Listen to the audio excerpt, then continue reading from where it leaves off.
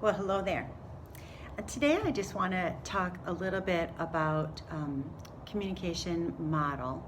And basically you're going to find this in any communication book, and certainly you have it in your speechcraft. But I just want to review it.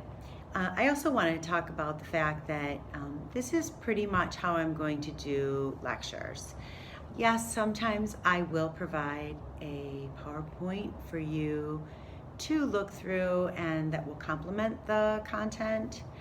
But I also think it's important that, that it just feel as normal as possible. And normally we would be together in a classroom. Normally we would be seeing one another and interacting. And even though you can't interact directly with this, here I am. So this is pretty much how I will do things.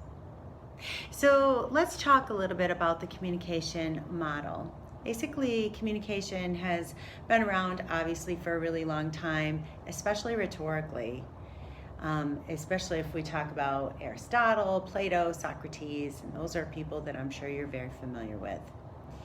But communication as a discipline that you could study at colleges and so on, how we know it today, has actually only been around since 1950, so only for about the past 20 plus or 70 plus years.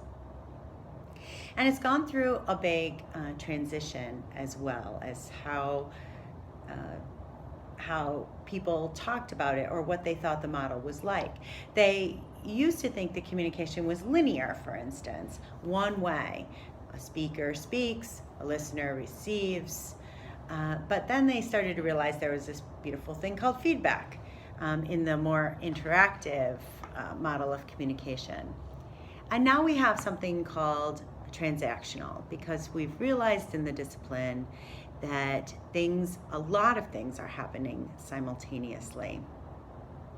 So yes, a speaker within a speaking setting, they're receiving feedback simultaneously, and they're adjusting their message, especially if they're an effective speaker.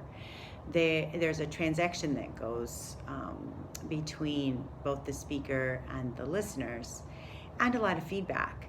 So if the speaker is speaking and then the listener is like this, obviously the speaker is miscommunicating and needs to adjust their message, which we know might not actually be true, because one, a lot of times speakers are not good self-monitors, and they just don't pay attention to the feedback they're receiving.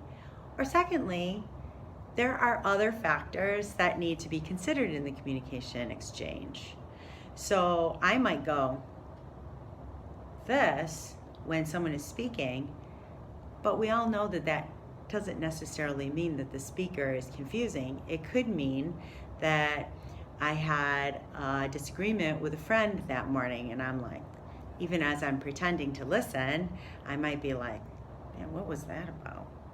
And so the speaker could misinterpret what it is that I'm saying or what it is that I'm communicating to be reflective of their message, when in fact I'm just responding psychologically to something that happened, because we know that we have all this space in our minds to respond to things and always interact. But for the most part, we're looking at a speaker and a receiver for the transactional model of communication.